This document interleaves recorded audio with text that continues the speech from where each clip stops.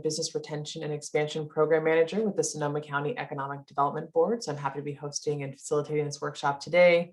And I'm really excited to have the departments for both public and environmental health with us as well today. So they can kind of answer some of the dying questions that we have. How are we going to reopen? What are the different percentages looking like? And they can help us kind of pave that path for success for all of our businesses.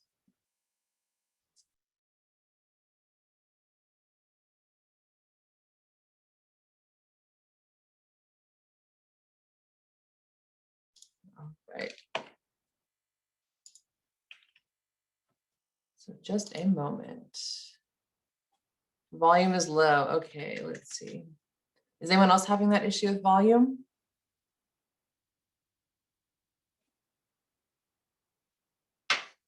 All right. All right, so let's go ahead and get started. So as I mentioned, we've got some great panelists here today with us. We have some folks from environmental health. We've got Leslie and we have Christine, and we also have Dr. Kismet Baldwin from the Department of Health Services. So the purpose of this workshop today is to kind of review the latest state metrics and to help provide clarity on how Sonoma County ranks within those different metrics within the state model. Let's see here. Okay, and then we also will be providing information on how we anticipate all these industry changes to take place. So once Sonoma County does move on from purple and gets into the red tier, we're going to dive into kind of just the basic nuts and bolts for how the businesses can plan to reopen. We know that updating your safety plan is going to be part of this as well, kind of looking at how you can continue to modify your business during a pandemic. So we'll kind of hit that later in the presentation. Please note that during this session, we also have a Spanish translation channel available. If you navigate to the bottom of your Zoom screen, you should be able to listen in this format. There's a little translation button that looks like a little globe. So feel free to click that and we'll have it translated. All of our slides will also be in English and in Spanish in the presentation as well. This recording will be, this workshop is being recorded today, and we're also streaming live to Facebook. Lauren? Yes. I will say it in Spanish. Hola y muy buenas tardes a todos los que están aquí. Si necesitan interpretación al español, por favor vayan abajo de la página, si los que están en Zoom, y presionen interpretation o interpretación, y ahí elijan Spanish o español. Ahí va a estar Ricardo Ibarra interpretando este taller en español. Muchas gracias.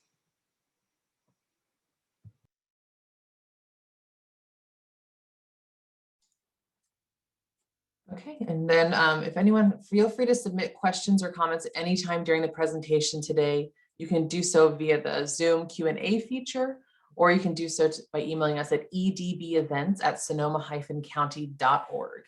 We'll do our best to get all the questions answered during the Q&A session at the end of the presentation, but feel free to submit questions as they come up, just so you don't forget them, and we can make sure we can kind of tackle them towards the end of their presentations today. For any questions that don't get answered, please still submit them. Our plan is to work with all the panelists to make sure we do source those answers, and all of those will live on socolaunch.org within the next week or two. So again, we're going to try and do our best to get all questions answered today possible, but in the instance that we can't get something answered, we will post it on our website for future reference. So without further ado, why don't we go ahead and get started? Dr. Baldwin, if you want to go ahead and share your screen, we can just begin and dive into the metrics. Thank you. 1 second to pull it. Oh, it says I cannot start the share while other participant is sharing. Okay. How about now? Now I can. Thank you very much.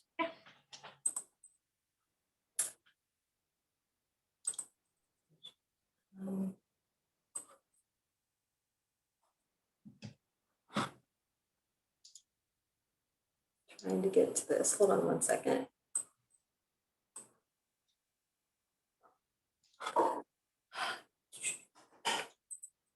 All right.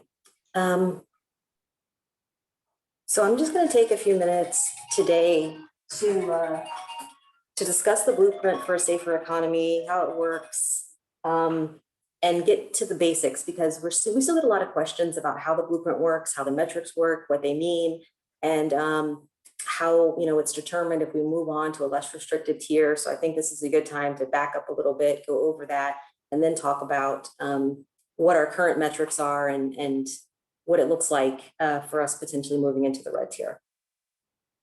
And this is just the overview. Okay, so there's in the state tier system, Blueprint for a Safer Economy, there's 4 tiers: the purple, the red, orange, and yellow. Purple is the most restrictive, and most of the non-essential business operations are closed. And it's letting us know, based on the metrics that the state is looking at, that there's widespread transmission of COVID-19 in the county. And then as you move to yellow, the tiers become less restrictive, and the numbers are showing that there's less transmission of COVID-19 in the community. So how does the state decide when it's safe for us to begin reopening? They're looking at 3 questions. Number 1, how many new people are infected by COVID-19 each day? And to look at that, to measure that, they're looking at the number of new cases per day per 100,000 population. Then they're also asking, what's the percentage of tests that are positive for COVID-19? And that's the testing positivity metric that they look at each week. And then the third question is, what's the percentage of tests? What percentage of tests are positive for COVID-19? The people with, the fewest socioeconomic resources. And that's the health equity testing positivity. And that they're looking at the lowest 25% census codes or census tracts or zip codes using the Healthy Places Index. And that's a whole program that's been developed starting in Southern California. Now the state uses it. So those are the 3 things that they are measuring each week, and they're deciding if we can move. So this has been a lot of questions, and I think a lot of confusion. So how are these numbers being calculated? What dates are they looking at? How are they coming up with this? So let's just say this is an example, January 2021. So say that they take a 7-day average with a 7-day lag. So basically they're averaging the numbers, the case rate, test positivity, the health equity test positivity, and they're averaging those numbers over 7 days, which makes sense. You don't want to just take one point in time because that could be good, that could be bad. What does that mean? So they average those numbers over 7 days. And they built in a 7-day lag. And what does that mean? It means that when they're doing the calculation, it's not the 7 days leading up to the date that the numbers get put on the state website that are being calculated. And this is confusing, so let's back up a little bit. Okay, so let's just say January 19th. That's the day that the state is putting up the numbers for each county. It's always on Tuesday. They're putting up the numbers on January 19th. They did the calculations for those numbers on the night of January 18th. And the week that they're calculating is these 7 days here. It's all the way back here. It would be January 4th through January 10th. Those are the days, those 7 days that they are averaging the numbers. That's the 7-day lag. They're not looking at the dates 11 to the 17th. They're averaging the 4th through the 10th and coming up with the numbers on the 15th, the 18th, and then posting them on state's website on the 19th. Okay, so then the following week, on the 25th, when they look at the calculations and they do them on the 25th, the week that they're doing the calculations for is January 11th through the 17th. And then they post them on the website here.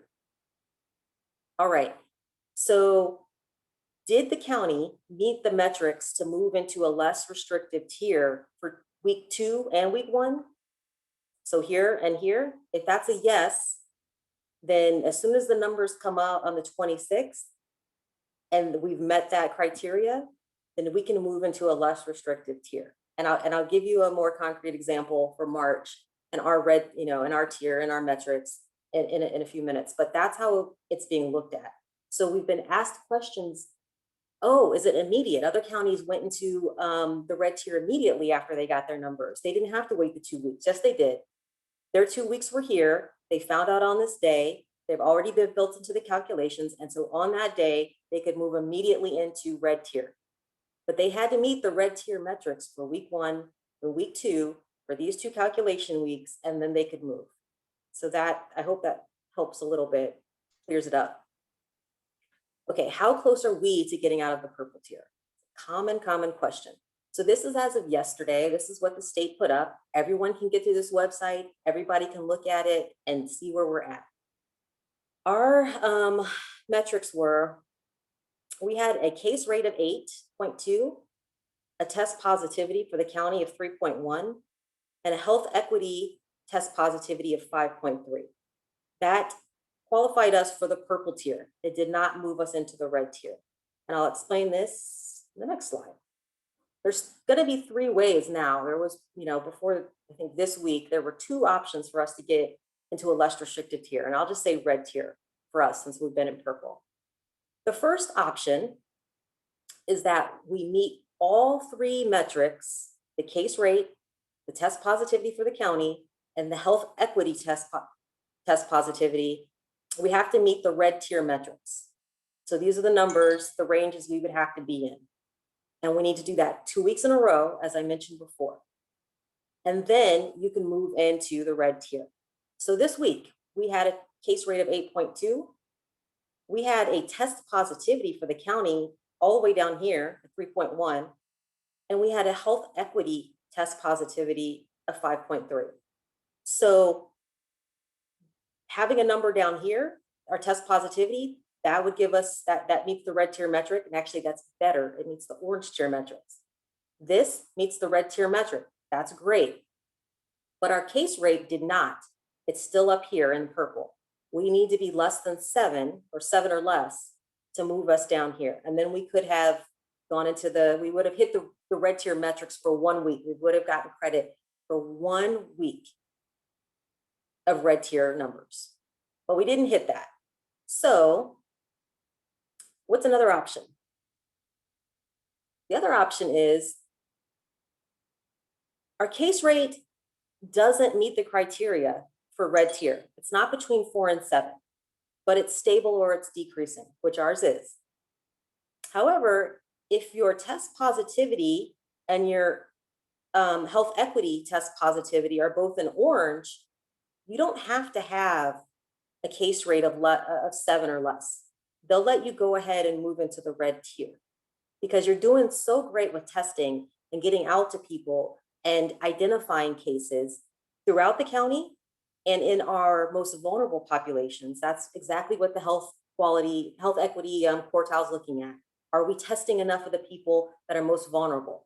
Are we testing enough, enough of the people who've been disproportionately affected by COVID? That's what they're asking here of the counties with this percentage. And we were able to do that for our overall county test positivity. And we just missed it for the health equity test positivity by 0.1%. All we needed to be was 5.2, and we were 5.3. So we didn't qualify to move into the purple tier based on that, but we're extremely close. And this just reinforces the need to keep testing and really keep testing the people who are most affected and most vulnerable in our community. Okay, so when would be the earliest we could move into the red tier using options 1 or 2? All right, so we didn't get it in on the 9th. Yesterday, we didn't hit the red tier metrics. So we've got another chance next week. So next Monday, when they look at our numbers, they're going to be looking at the numbers from March 1st through March 7th. What is our case rate again? What is our test positivity for the county? What is our health equity test positivity? Those 3 things again. And they're going to be averaging those 7 days. And if we meet the red tier metrics for that week, that'll be considered week 1. They'll give us credit for 1 week of red tier metrics.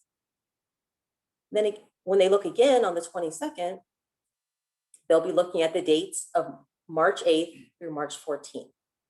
And they'll be looking at those same 3 things again. And if we hit the red tier metrics for that week, that'll be our 2nd week. That'll give us credit for 2 weeks in a row. And then on the 23rd, we could move immediately into red tier or, less restrictive tier. Same thing would happen if you're moving from red to orange and orange to yellow.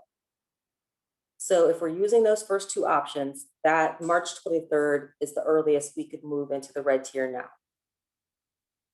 But the state has now made some equity changes to the blueprint system, and that's really option number 3 now.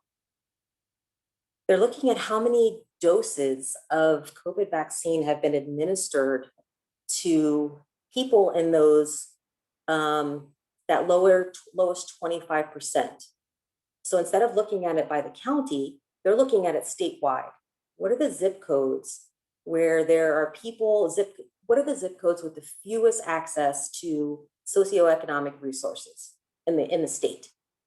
And so they want to make sure those people are getting vaccinated and at the same rate, hopefully, as everyone else in the state. So they have set a goal that if and when we have vaccinated 2 million people in that lowest 25% quartile, once 2 million people have received at least one dose, they'll maybe raise the bar, lower the bar a little bit. So instead of our case rate needing to be less than 7, it just needs to be less than 10. And that makes it much easier for us to move into the red tier. And as of yesterday, the state had recorded that 1,897,280 doses had been administered to that group already. So we're close to 2 million. And they'll make some more changes to the blueprint once 4 million doses have been administered to that group. So how does this move us into the red any quicker?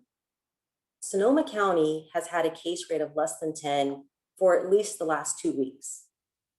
And once they hit that 2 million, say it was on Friday of this week, if we hit 2 million, they'll look back the 2 weeks previous and say, okay, if you've had a case rate less than 10, your health equity metric has been in the red, and your test positivity has been at least in the red, we'll let you move into the red right then. So that is the potential to move us into the red tier even quicker than March 23rd. And we don't know when they'll hit 2 million doses. We don't know how fast those calculations will be redone, but that is a potential to move into the red tier a little earlier than March 23rd. But we don't have a date, and neither does the state at this point in time. But we're getting close with almost 1.9 million doses administered already. So I think later on the presentation, someone else might be going into this a little more, but I just kind of put up some of the changes that would be happening from purple to red. And this is not all of the business and activities listed in the blueprint. These are the only ones, the ones that when I looked, there was a change from purple to red, because there's going to be some businesses and activities that don't change from purple to red. But this presentation will be sent out to everybody, so I'm not going to go through all of these, but I did try to bold the areas where there is a difference between purple and red, and where the restrictions might be less. And then also in the blueprint, there's going to be some upcoming changes, even without this 2 million doses administered. So outdoor live events that have assigned seating where you get a ticket and you can, book your seat ahead of time, things like that. And then amusement parks and what changes in purple and what changes in red. And these are coming up April 1st. And these are on the state's website as well. So there will be some changes.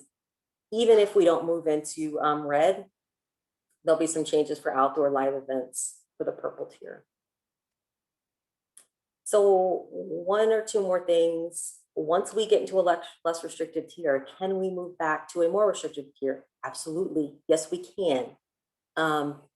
The state is going to continue looking at our numbers every Monday and posting them every Tuesday. And if they see that our numbers are sliding backwards and getting worse, they have the prerogative. They will look at our numbers over a certain number of days, probably the most recent 10 days.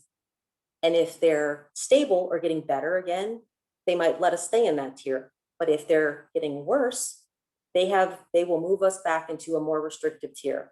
And that's the way it's set up currently. How can we avoid this happening? Continuing wearing masks, having patrons continue to wear masks when they come into businesses, continuing to maintain the appropriate social distances in businesses as described by CDPH and environmental health. I'm sure we'll can answer questions about that. Avoiding large gatherings, continuing with the proper hand hygiene and sanitation in businesses, adhering to the maximum capacity guidelines. I it's 25% for purple. Any store, I don't think there's a store I'm going into now where I see anybody taking any numbers. I don't know if they know when it's 25% or not, but encouraging employee testing. We need to continue testing. We have to keep that test positivity low and in getting lower, because if not, we can stay stable in red, we can go back to purple, or if we keep testing and getting that number lower, we can move on to orange and yellow, but we just can't stop it. That's just not something we can do. We need to identify new cases, get them isolated, and we need to continue getting people into quarantine if they've been exposed to someone with COVID. And we need to encourage employees to get vaccinated, and really hopefully giving them time off or time out of their day to go get the vaccination. If it's, during a work time or during the weekday or something, there could be side effects and symptoms which are known, allowing them to not come to work if they're not feeling well after receiving the vaccine. And, just making sure it's being encouraged and it's making it easy for people and employees to get vaccinated. These are some sites to get the information that I just provided. Everybody should have these websites and they should have them saved, because they're going to answer a lot of the questions that we get. And they're updated fairly frequently. Whenever something new comes up, they're also changed. So that's the end for me. I think we're taking questions at the end, but I'll go by whichever way we want to do it, if I take questions now or if later. Thank you. We have a great deal of questions in the chat already, kind of more based on kind of the health metrics. So I don't know if we want to try and tackle a couple of those. You did kind of touch on some of the industry slides that we have lined up, where it's here's this percentage or here's that percentage of businesses that can reopen. So I think we can leave it maybe up to the audience if we can. I don't know, Alina, can you help us take a quick poll if they want to jump into some Q&A now, if it's beyond industry, or I'm flexible either way. We want to help get questions answered. That's kind of our priority. So whatever we can do.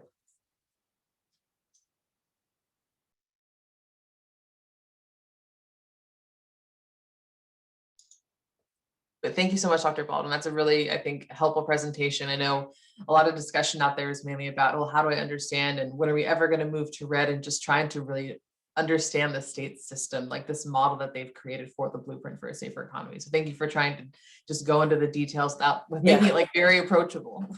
I'm not sure I explained it to the best, but that's kind of how I understand it. And I can certainly take more questions and answer and try to explain further if it's not clear. Yeah.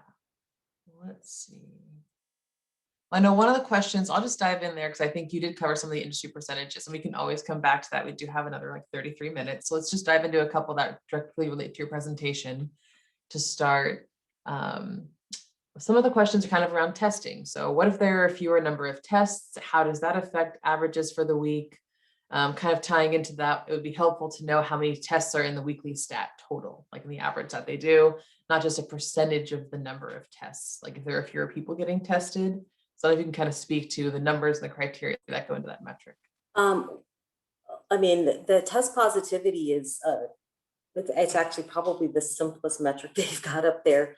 And I don't, fully understand some of them, but it's the number of people who test positive over everyone who's gotten tested. That's the test positivity. So your number is going to get smaller the more people who are getting tested. If you increase what's at the bottom, all comers who are getting tested, your test positivity number will go down. So we are encouraging testing. We want people to get tested.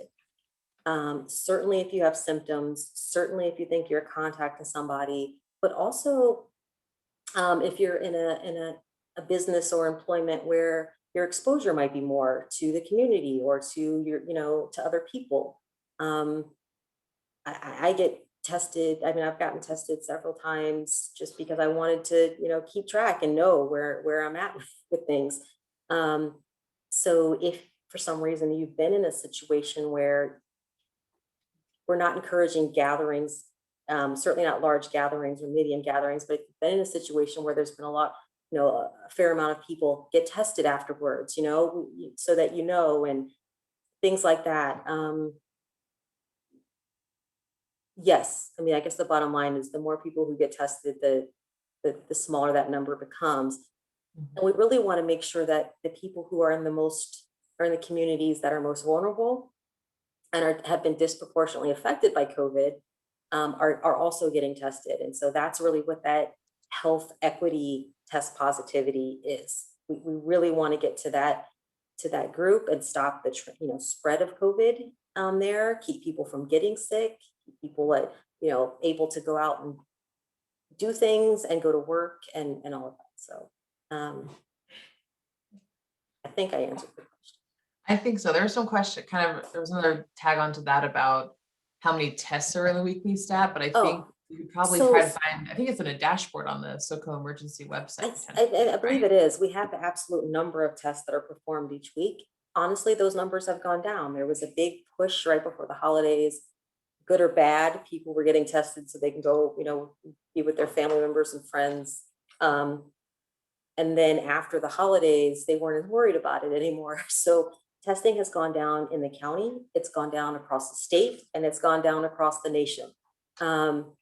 And so everyone's trying to, make that push to encourage people to keep getting tested. So there is an absolute number. And I believe it is, like, you're correct, on the website every week. But the numbers have gone down. Thank you. And then let's see, there's a few other questions in here. Let's see. So why don't we actually dive in a little bit to some of the business industry standards that are going to be changing, and then we can kind of regroup for the Q&A at the end. There are a couple that are trickling in for that. I know a lot of folks want to know when everything is going to reopen, talking about events and large groups. So let's just dive in quickly to the industries, and then we can just open up the all around Q&A. So hold on just a second.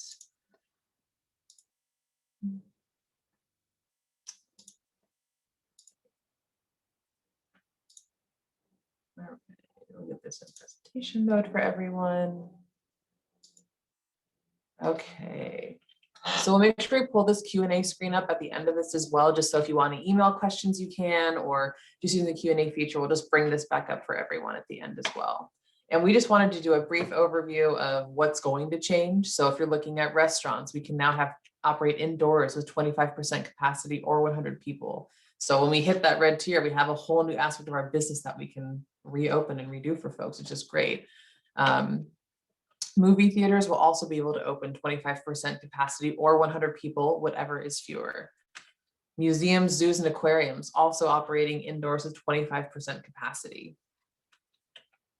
Gyms can also operate indoors, and that would be 10% capacity. And please note that this does include hotel fitness centers and gyms as well. So this gyms category is inclusive of fitness centers at hotels as well.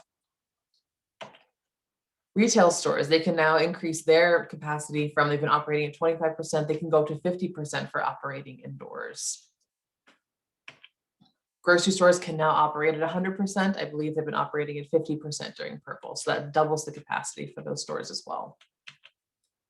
And then kind of important things to note are things that are not going to change as well. While we're all excited to move to the red tier at some point, not everything is going to reopen all at once. It's the idea behind the blueprint for the economy is this gradual reopening as cases get better and better, and we kind of all get a better handle on vaccines and just social distancing and its mitigation efforts. So please note that wineries where there's no meal provided, they will only be able to remain open outdoor with modifications. That's kind of how they're operating right now. So that's not a big change from the purple to the red tier. Again, wineries where no meal is provided will continue to open outdoor only with modifications.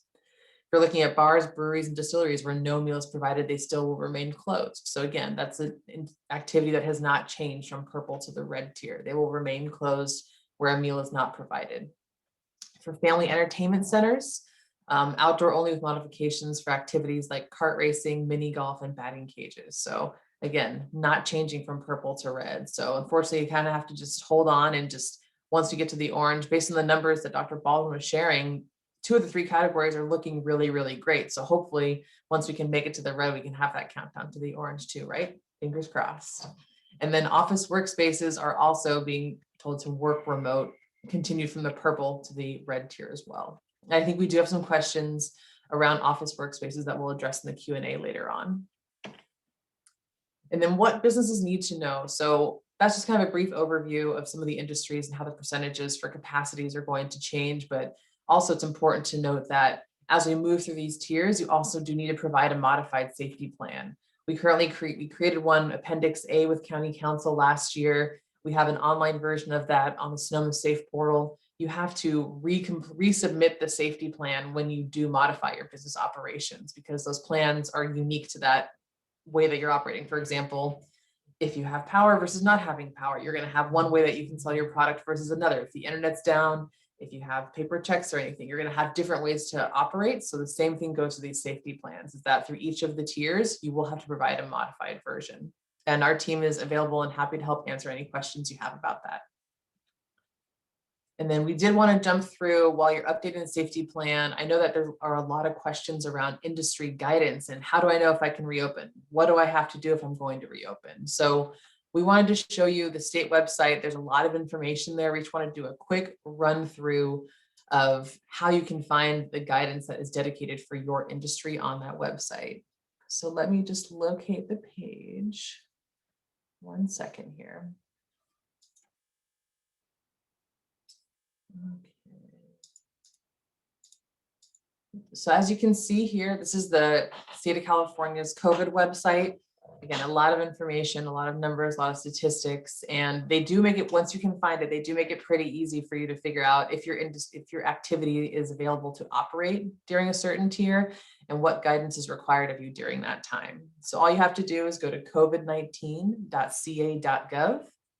You click menu in the upper right-hand corner. You look for the blueprint for a safer economy on the third column under working and living safely. And once you click there, it's as simple as entering in the county, Sonoma, and then a certain business activity. And this goes well beyond the 6 slides that we showed you today. This shows aquariums, auto repair shops, construction, concert venues. This is significantly more detailed. So once you enter in, like retailers, for example, you can get the latest risk levels, and it'll show the region that we're in, our county. It kind of gives you a simple sentence on what you are or aren't able to operate at this time. But here's the guidance for retail. So it tries to give you all that information at once. So key takeaway, you can operate at maximum 25% capacity when you're in the purple. And if you are operating, just click on this one page, see guidance for retail, and that will show you all the guidance you have to abide by in order to operate. So when you're redoing your safety plan, make sure to have the latest guidance open so you can kind of match those two up, because that's what the county is going by when they ask you to complete Appendix A. If you have any questions about Appendix A or about guidance, we can definitely take that at the end of this as well. Okay. So now we'll go back to our PowerPoint, and then we can dive almost right into the Q&A. We definitely want to leave time for that. We have been getting a lot of questions on determining maximum occupancy. So in working with the county and city partners, and as well as fire marshal, where the state sets an indoor capacity percentage limit in the red tier, and the total indoor capacity can be determined by the posted fire maximum capacity limit. So in your business, you should have a maximum occupancy sign that says 50 people in this room. So based on the indoor capacity that they're telling you to abide by, you should be looking and referring to that information. You also need to kind of take into account the ability of individuals from different households to be able to maintain social distancing. So sure, your maximum capacity is 50 individuals. If you're only able to operate at 50%, so 25, if you have 25 people in your establishment and say there's 5 different households, can you still separate those 5 different households with social distancing in mind? That's 6 feet apart. Okay. And then Dr. Baldwin kind of touched on this, so I'm going to kind of just skim over it, but about the purple tier, you just need to know that once we do move into red, we can always go back to purple. So it's important to be diligent and just be mindful of the activities that you're pursuing and just the distancing and just hygiene and just keeping that in mind moving forward. I mean, I think we've got a lot of questions about, well, what about life after COVID? I think we just want to kind of focus on getting to those next few tiers for the most part. You know, let's just take off little bits at a time before we completely reopen everything. So just note that it's our part to kind of continue to be diligent. Otherwise, we would go back to the purple when we go to red. Okay, and then we'll skip this one. And then we also just we get a lot of questions about reopening and, why can't we just reopen everything? So the county has aligned with the state. So our essential versus non-essential business structure, that is all in accordance and in alliance with what the state has put out there. So unfortunately, we're not able to approve different business models. Okay, well, this business can be open, or this one, it really is up to the state. And just for consistency's sake, we're going to follow with what they're putting through, I think, indefinitely. I know in the beginning we were being potentially more strict versus the state, but now just to make it simple, we're just aligning with the state moving forward. And then, as Dr. Baldwin mentioned, here's a couple of little things. So regardless of purple versus red tier and the timing of that, there are changes coming to both effective April 1st. So we have those here. We will post those on the presentation and you can kind of read through. And if you have any questions, just let us know. But I think Dr. Baldwin kind of touched on this a little bit in her presentation. But it's just important to note that the state is kind of making modifications as the vaccine gets more widely dispersed too. So there's always a chance that I know when we were reopening with personal services, the state ended up realizing, okay, well, we can actually allow these businesses to reopen at a greater capacity than we had anticipated. So I think as we get further and further along in COVID, that could also be potential with the state. And there's more blueprint updates here. And a lot of it's talking about different small groups meeting kind of on a residential capacity. We'll talk on different worker testing programs, but again, we'll post this for everyone. And if you have questions, just please let us know. But we definitely want to leave some time for Q&A. And as always, a great way to try and help mitigate is just to encourage testing for folks as well. Whether you feel like you've been exposed or not, like Dr. Baldwin said, she gets tested regularly just to make sure that everything's okay, because there is the whole asymptomatic portion of COVID-19 as well, where you may just not know that you have it. So just encouraging testing when possible, and that will help with the numbers. So that's the end of the PowerPoint. So I think we should go ahead and dive into 19 minutes of Q&A. I see 35 little red bubbles popping up. So let's see if we can kind of tackle as many as we can of those. Again, we do have environmental health on the call today, so they can try to help answer any questions about wineries reopening or outdoor dining or indoor dining. So definitely utilize them while they're here if we can answer those questions too. Let's see, just one second here. We have been getting a lot of questions about large groups reopening or just gatherings. I know with the idea that you can now have ticketed events with assigned seating. Does anyone on the call kind of have an idea about larger events? I know I get a ton of emails about wedding receptions. We know that ceremonies are available in a limited capacity, but on terms of these, if you can have a ticketed event for like a live audience, what do we think the future has for weddings or anything like that? I guess that's a good question, but I haven't heard anything from the state on. I don't think they're at weddings yet, honestly. I think they're on some of the other events. But if people in our county are asking, I'm sure people in other counties are asking, and they're gonna start working on guidance for things like that. I haven't heard anything from the state yet on any changes together. Yeah, and I think having that ticketed event for live audiences is a huge step for the state, right? So we're going to open this up, and kind of like last summer, they let us open up more businesses. Let's kind of see how this works on terms of like an infection rate, or if people are able to adequately socially distance, and then maybe we can open things up more. So hopefully we can, we'll see summer wedding season what happens. But as of right now, we don't have an answer for that. Let's see, it looks like we have quite a few questions coming in via the email as well. Let's see. And then wineries, tasting rooms with a meal provided, are they okay to open indoors with limited seating? I'm going to throw this to Christine and Leslie, but my understanding is that that goes under the restaurant guidance. If you're serving a meal at a winery, that falls under restaurant. So whatever restaurant guidance is applicable to your tier, that's what you'd be able to do. But Christine or Leslie, if you want to. Yeah, that is correct. So if you're serving a meal, then you do fall under the restaurant guidance. So with the red tier, you'd be able to have dining indoors with the 25%. And, we can help some of those wineries that maybe do not have a restaurant currently but want to do something that we call like a host facility or some other sort of service, we can do something to try to get them a meal service that they can work through, and then they would fall under the restaurant guidelines. That's a great way to support another business activity in the area, right? Okay, and we had a great question come through email that asked, when inside dining resumes in the red tier, will bar seating be allowed? It's my understanding, no. That's a no. But anybody, again, Leslie or Christine can correct me if I'm wrong, but I believe no to the bar seating in red.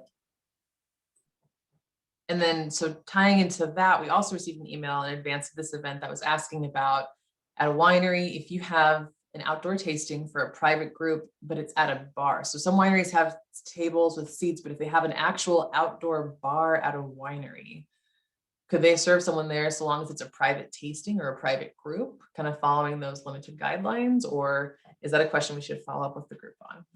I think we should follow up with the group on that one. I don't want to wing it and give bad advice potentially. So if we can forward that email to us, that would be great. We can talk about it. Absolutely. We have a lot of employees who are asking about travel. Is there any news on the restrictions changing anytime soon? I know that the effective April 1 guidelines talk about regional businesses being, or regions, like 120-mile radius folks can travel a little bit, or I don't know if you've heard anything. So yeah, for like the live events and things like that, or a sporting event or something where it's ticketed and all that, it fits all the other criteria in the red tier. They don't want people coming from other states or from other parts of the state. They want a 120-mile radius.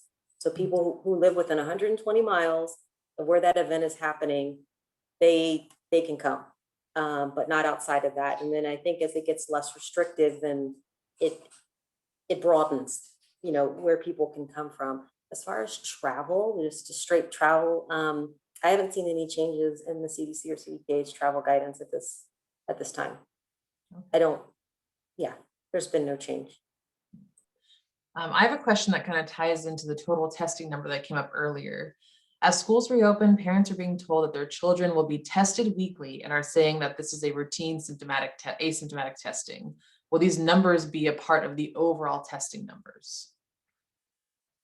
Whatever testing's done at the schools or for sporting, youth sports, and all of the other things that are requiring some testing, they fall into the larger testing for the county, those numbers.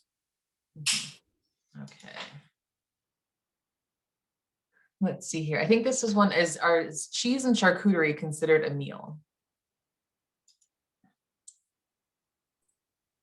Anybody in environmental health know if that's considered a meal? I don't know. I don't know what the criteria is for a meal. Dr. Baldwin, in the chat, they put the ABC guidance for what ABC defines as a meal. Mm-hmm. Thank you. Thanks, Adam. Okay, let's see what else we have here.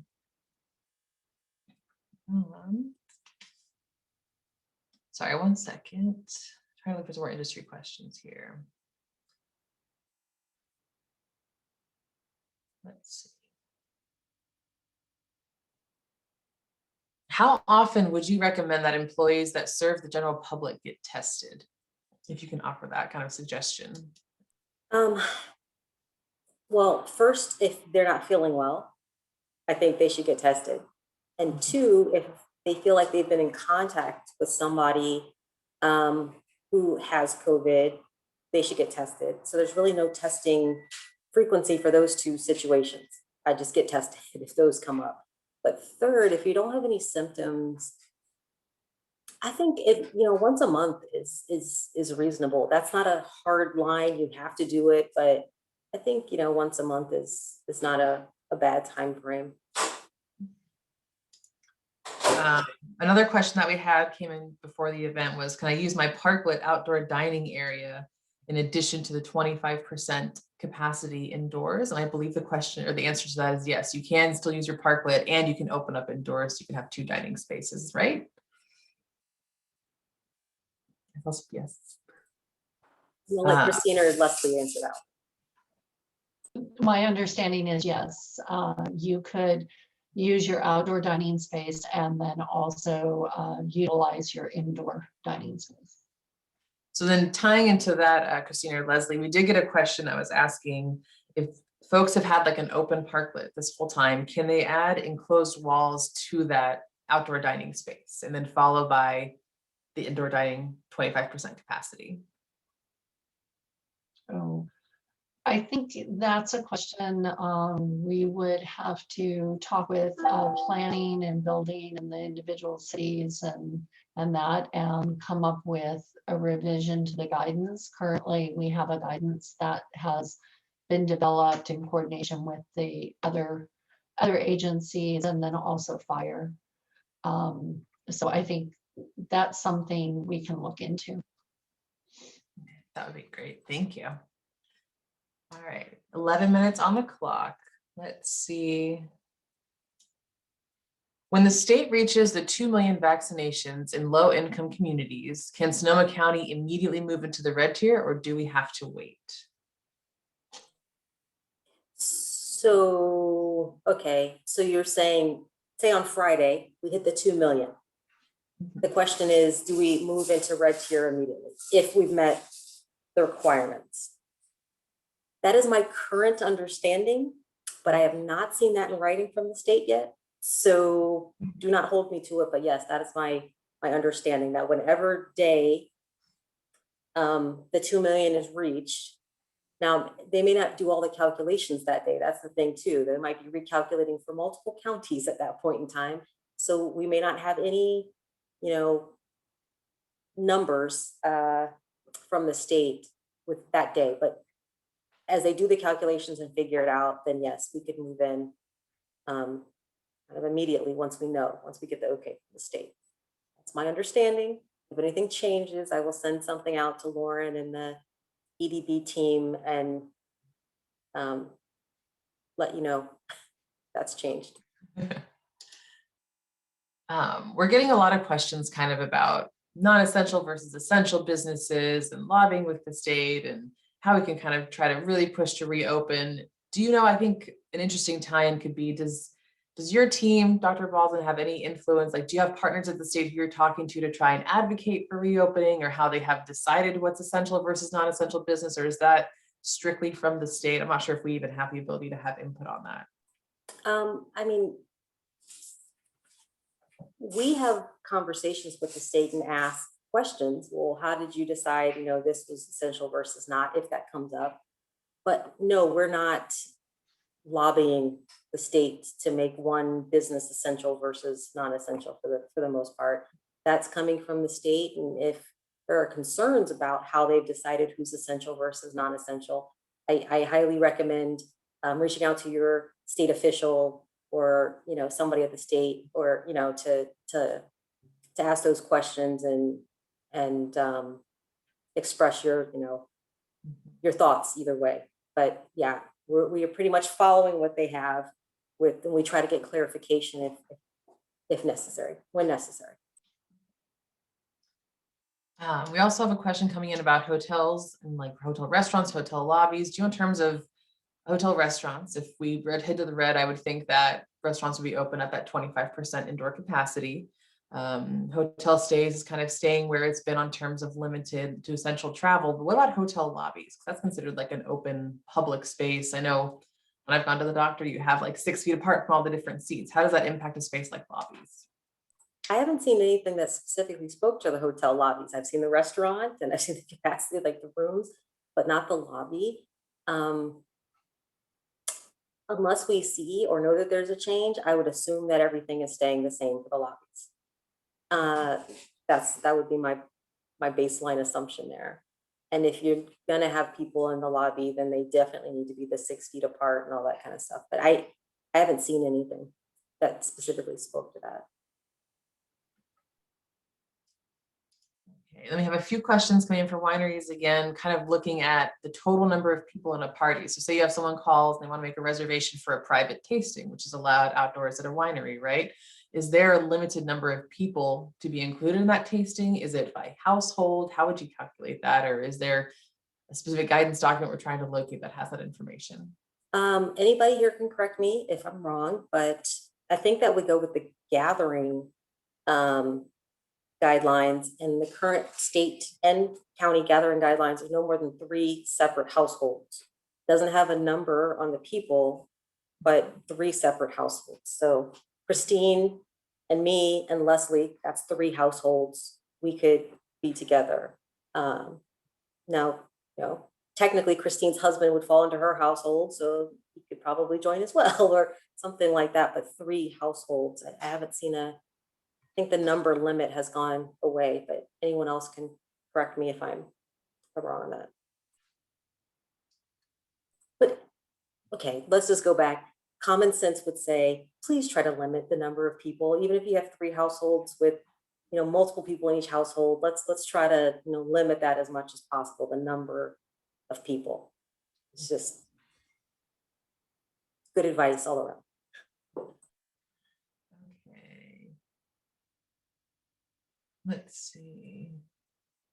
We have a question here. Our organization conducts seminars and workshops for members in a 2,000 square foot training center that can accommodate up to 90 people in normal classroom style. Our average attendance at these programs, however, is usually 20 to 25 people. Is it possible to hold in-person workshops at this point if they follow all social distancing and safety protocols? So you're looking at 20 to 25 people in a 2,000 square foot space. As long as they follow protocols, what are the thoughts if they can actually do that right now? I guess it kind of depends too, if that's a seminar or a workshop, if it's a education like for a course or schoolwork or anything like that.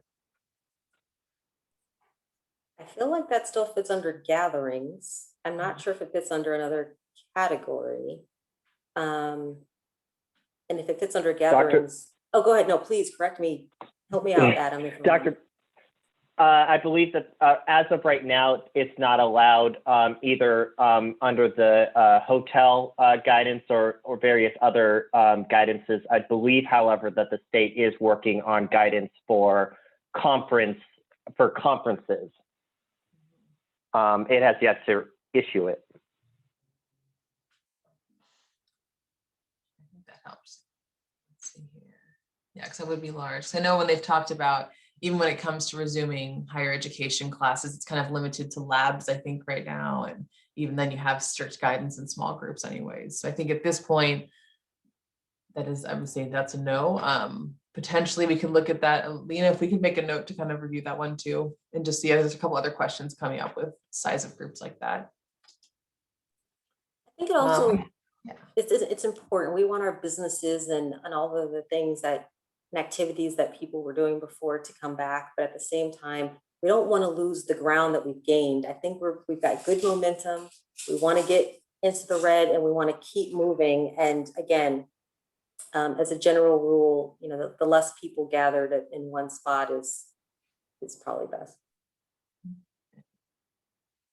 All right, let's see. We have 3 minutes left. So I want to make sure we kind of answered. There was a question about nonprofit groups that kind of aligns with the conference center one too.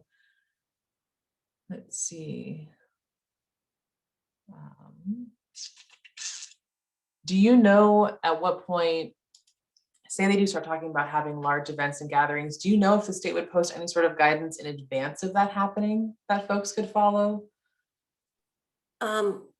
Oftentimes they'll give us a heads up a day or two. Not even that sometimes. We find out the same day as everyone else sometimes. So I don't think they're going to post it in advance. I think that they're going to, it just comes out, frankly. Sometimes we don't know in advance, and sometimes we think we know something, and a few days later they're like, actually, we're not going to do that. So it can kind of go both ways. I doubt it'll be up there in advance. Okay. So Oh, wait a minute. Let me back up though. Occasionally they will do something like they've done with the outdoor live events and amusement parks, where they will say, okay, starting on this date, this is going to be allowed and this is what's allowed. These are the restrictions. So they might do something like that, where they say, this is, this is upcoming. So that is a possibility. And since we're seeing a lot of questions about capacities and numbers like that, and just looking for easy ways to translate the information, as the information becomes available, I know the EDB team is trying to work with everyone, all of our partners at the county and all of our partners at the cities to try and make this information easily digestible. So our goal is definitely, as we continue to reopen, to have like a simple infographic or something like that, just to give you guidance. And again, like I said, our team, our business assistance team is definitely here to help answer any questions that you have. And we can always try to reach out to Christine or Leslie on your behalf and just try and just get any information that we can. And we are working with whatever questions don't get answered today. We will be developing what we're calling the red tier FAQ that's going to live on the EDB website. So any of the questions that were asked and answered, and any questions that were asked but not answered, will kind of populate that. So anyone who attended today will get an email kind of with information around the questions, around the video recording of the presentation. I know that as we move farther and farther along in the blueprint for the safer economy, that questions will still come up. And of course, state guidance does change when not anticipated or when anticipated sometimes too. So we're always trying to put that out in the easiest platform possible for folks. But we have about a minute left, so we'll go ahead. We've got one more question on here. We can try to answer quickly. How quickly could we move into the orange from the red if our numbers continue to look good? And I was thinking about that because the 2 or 3 metrics are so close to that orange tier. So, okay. Once we get into the red, well, let's just say, I'll use a very concrete. Once we get into the red tier, the minimum amount of time that you have to stay at least 3 weeks in whatever tier you're in. So once we move to the red, we need to be there at least 3 weeks before they will let us advance to the orange. We could hit the orange tier metric, the orange tier metrics, all 3 of those weeks, or the first week. They are not going to let us move unless we've spent 3 weeks in a tier.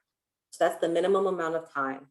So the earliest would be if for some reason we hit red tier March 23rd, 3 weeks from then would be the earliest we could move into the orange. Do you know what I'm saying? So that's the minimum. They want to make sure that you're consistent, that your numbers are stable, that nothing's going to be going up and down, because they also don't want to see us move back. We look good for a couple of weeks and then something catastrophic happens or something happens, and then our numbers go down. They want to see consistency over time. Awesome. Well, thank you so much to all of our panelists for being here today to answer any questions that come up. I'm sure we'll be in touch with the 46 plus questions that are still pending for everyone. And thank you everyone for attending today. I hope that this was useful. We're definitely open to hosting these more in the future if you find it's beneficial. We'll be sure to send follow-up emails with all the information for today in the recording, like I mentioned, but check the chat box for socolaunch.org, email EDB event, any other questions you have, and stay safe out there. Thanks, everyone.